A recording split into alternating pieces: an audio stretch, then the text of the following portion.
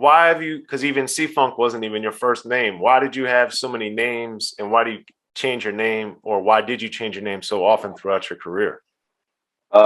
See, before I was CFunk, I was Captain Crunch. So I was signed to a label named Tandem. Tandem said, "Look, we got a letter from I think it was General Foods or something. Cease and desist using that name." Oh, General Mills, probably. Yeah, General Mills. It said cease and desist from using the name Captain Crunch. We don't want it affiliated with nothing you guys got going on. So I had to change my name. So my a dude that I produced named Chunk, he said, well, since you so we was thinking a bunch of names. He said, well, since you so funky, why don't you call yourself C-Funk? I said, yeah, I like that. So I became C-Funk. So from 1990 all the way to 2000, I was C-Funk. But that name and that person carried a lot of negativity, man. So it was more like funk. Like I would get into it, I would get into fights. It was just bad energy. You know what I mean? For that 10 years, I was getting into so much shit. I had to change my name. I had to get away from that. You know what I mean? And so, I came with the ProHoeZak. You know what I mean? So that's the transition from that to that. So I did a lot of projects under CFunk, which we'll get into whatever. And but reason why I changed it from CFunk to ProHoeZak is because it just was negative energy, and I just wanted to get away from it. Okay. It was bad. It was a bad experience. And what led to that change or that epiphany that you needed to, evolve and move on? Because every time you go somewhere, oh, it's CFunk. Nah, don't let him in. You feel what I'm saying? I had to get away from that. Him and it's, like it's just like, nah, we ain't messing with you. You know what I mean? No matter how dope you are, it was just trouble. You feel me? And I had to get away from it. I grew. You know what I mean? I was just a knucklehead, just doing music, but yet still in the streets. You feel what I'm saying? So I had to get away from that completely. And, once I got away from that name and just that lifestyle, it just changed for me for the positive. Okay. So from 2000 to right now, I've been ProHoeZak. Yes. And then with East Palo Alto, it's not quote unquote one of the more, I guess, famous or known sections of the Bay or cities or what have you. So why do you think that is? No, it was East Palo Alto was known. It's very known. I'm saying compared to Fillmore or San Francisco or Oakland or No, because we got Stanford. You know what I mean? Right. So basically, East Palo Alto is the bad side of Stanford. So we was in there. We was just known as they used to call us the small town cemetery. Like you don't want to stop in there. It's not a good look. You know what I mean? So we were in there. We were just known. Like I'll give you a good example. You remember the movie 300? Yes. We were 300. That was us. You feel me? Just some small little terrorizers just going around, just doing crazy stuff everywhere. But East Palo Alto got a lot of talent out there, man. Got a lot of talent with music, sports. It's a beautiful city, man. You got Facebook out there now, Google. You know what I mean? So it was a nice soil there, and a lot of good things came out of East Palo Alto. A lot of great things, football players. I always thought it was more because of Stanford being there, and maybe the brand of Stanford was so powerful that they never wanted to highlight the rap side of things from over there. But you're right 100%. But they used to, with good thing with KZSU, with Kevy Kev and the drum posse, they would welcome us with open arms. You know what I mean? So we would, as young hip hoppers, we'd come over there with our tapes and stuff, and they would play them. Kevy Kev, man, love to him, man.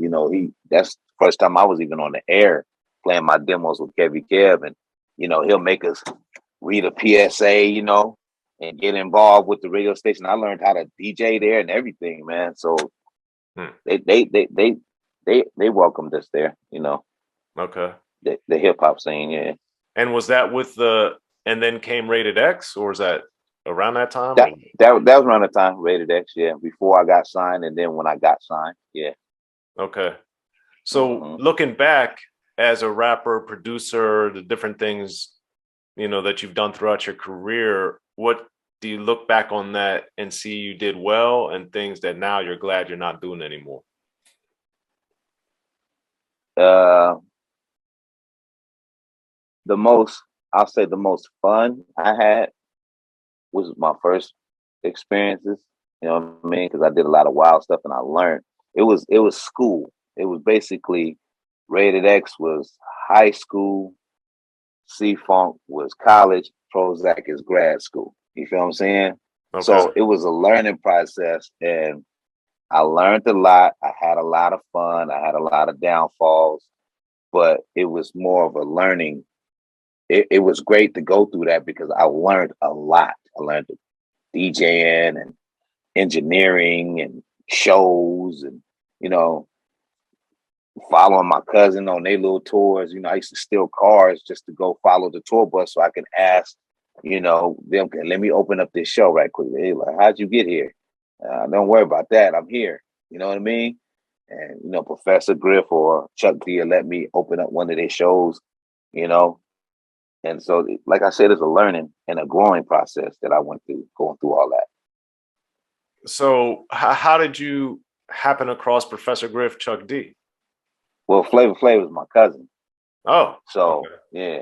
So when they would come to town, I'll always be there, you know, helping with the boxes or whatever, and telling Flav like, yo, man, listen to my tape, man, you know, blah, blah, blah, blah, blah. But, you know, Flav he was fresh, and, you know, he didn't have time to do that, you know, so I would go talk to anybody else. Like, Chuck would listen to it.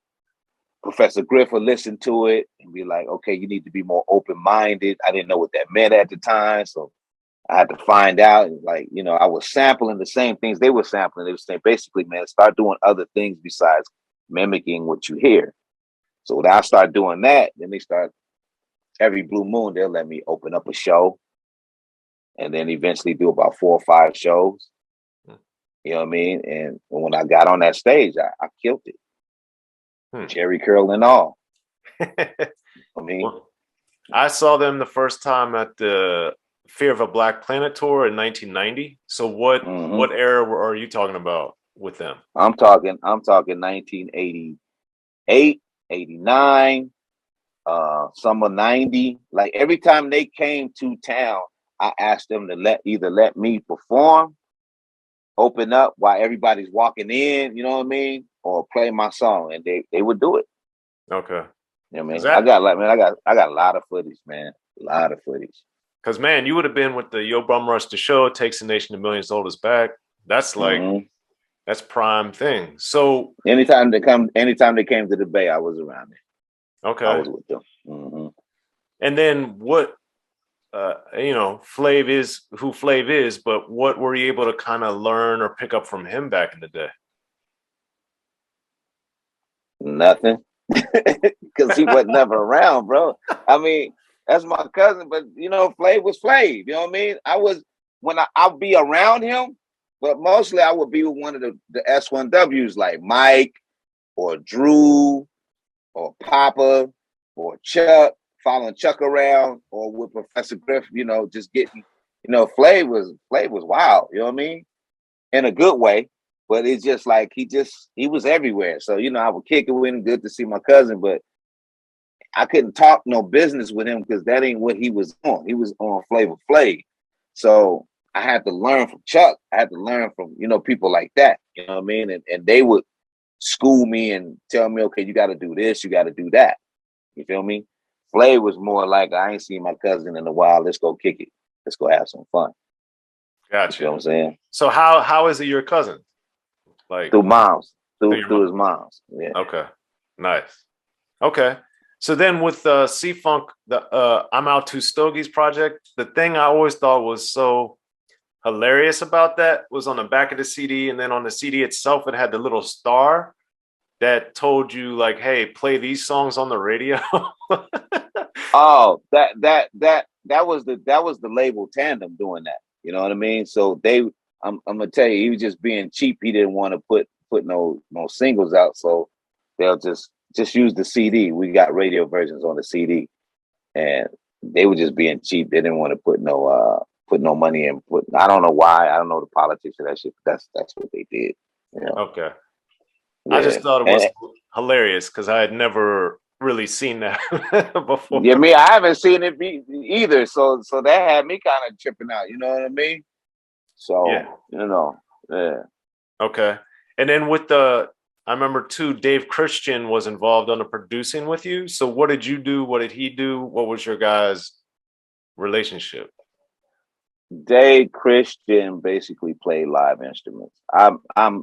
I'm really the producer. Mm-hmm. You know what I mean? I don't even know why they put the credits like that. You know what I mean? But they did it. I didn't complain. But you know, Dave would play a bass line. You know, he was a musician. You know, I did all the sequencing and the programming and all that. Yo, play this like this. He did that, you know. But then at the same time, you know, I play keyboards and whatnot. So, you know. And then, you know, I was going through it with the label because they said, because the reason why he was brought into the project, because my albums before that was just straight samples. And, you know, they were cracking down on samples. They said, well, you know, we need to start putting some live instruments over these samples, or you got to stop sampling. So that's how Dave Christian came into play on that.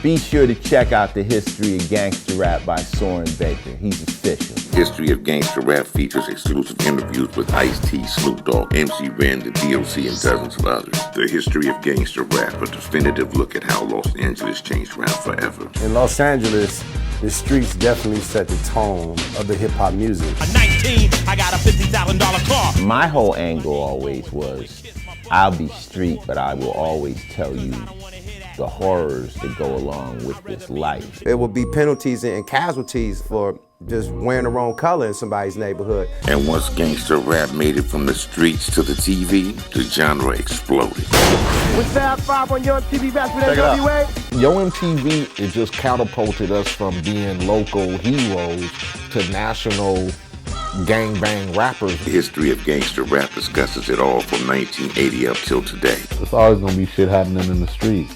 You know what I mean? So it's always gonna be something to talk about. The History of Gangster Rap in stores now.